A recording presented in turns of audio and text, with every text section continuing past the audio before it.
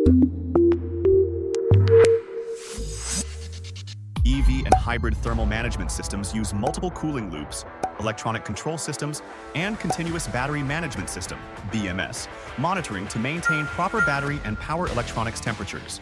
In this video, we will explain how these systems operate, identify the thermal data that technicians should monitor, and demonstrate how to diagnose cooling system faults before they lead to reduced vehicle performance, charging restrictions, diagnostic trouble codes, DTCs, or unnecessary battery replacement. Most EVs and hybrids use 2 to 4 coolant circuits, each designed for a specific thermal load. The battery cooling system maintains battery temperatures between 59 to 95 degrees Fahrenheit to optimize performance, charging, and battery life. Separate cooling circuits manage heat from the inverter, DC to DC converter, onboard charger, and drive motor.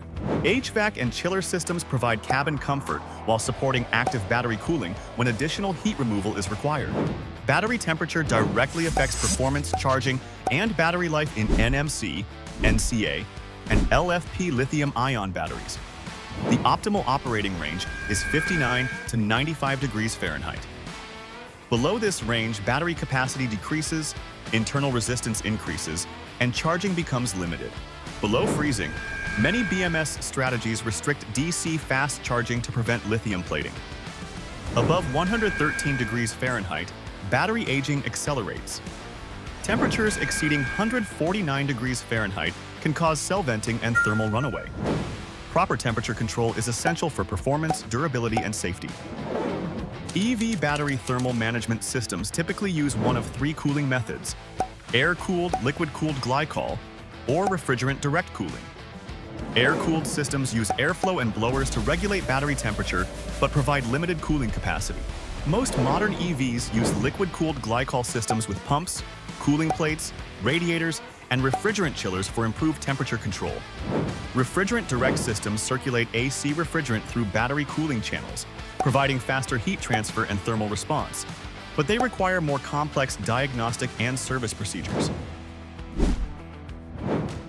The Battery Management System, or BMS, monitors multiple NTC thermistors to track battery temperatures and temperature variation across the pack. In a healthy battery, temperature differences typically remain below 9 degrees Fahrenheit. A delta greater than 18 degrees Fahrenheit may indicate restricted coolant flow, a failing pump, trapped air, or uneven thermal distribution. Before diagnosing battery cell faults, technicians should verify thermal management system operation. Distinguishing a thermal imbalance from a true cell imbalance is critical to avoid unnecessary battery or module replacement. The chiller acts as a heat exchanger between the AC refrigerant circuit and the battery coolant loop, providing active battery cooling during DC fast charging, high load operation, and thermal preconditioning.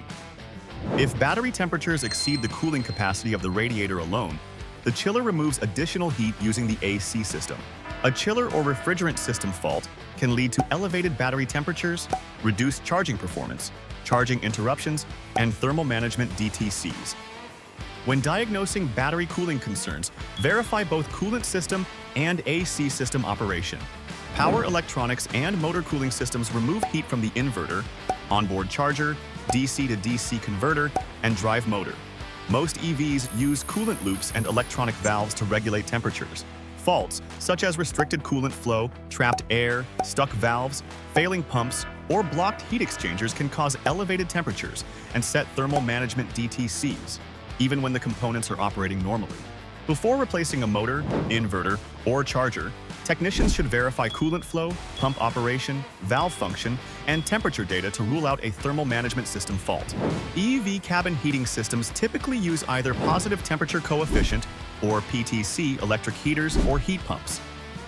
PTC heaters generate heat directly from high-voltage battery power and provide fast cabin heating, but can reduce driving range.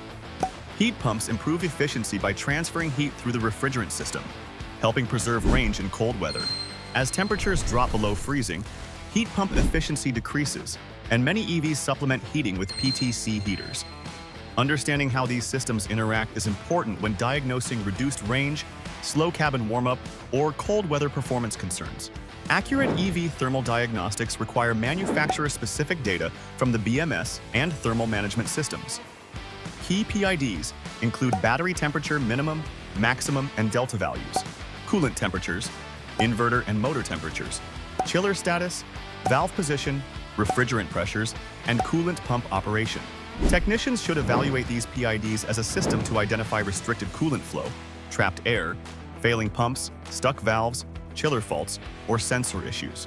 Always compare commanded operation to actual response before replacing batteries, motors, inverters, or cooling system components. A structured EV thermal diagnosis begins with following HV safety procedures, performing a complete DTC scan, and capturing thermal PID data from the BMS and thermal management systems.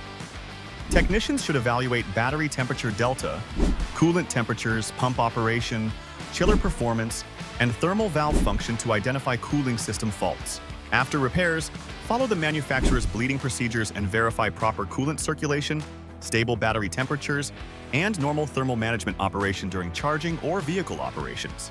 Many EV thermal management faults are misdiagnosed as battery failures when the root cause is restricted coolant flow, a failed chiller, trapped air, a faulty pump, or a refrigerant system issue.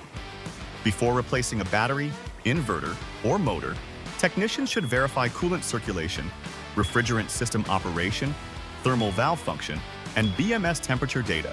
A structured diagnostic approach helps identify the true fault, prevent unnecessary battery replacement, reduce warranty costs, and improve repair accuracy. Thanks for watching.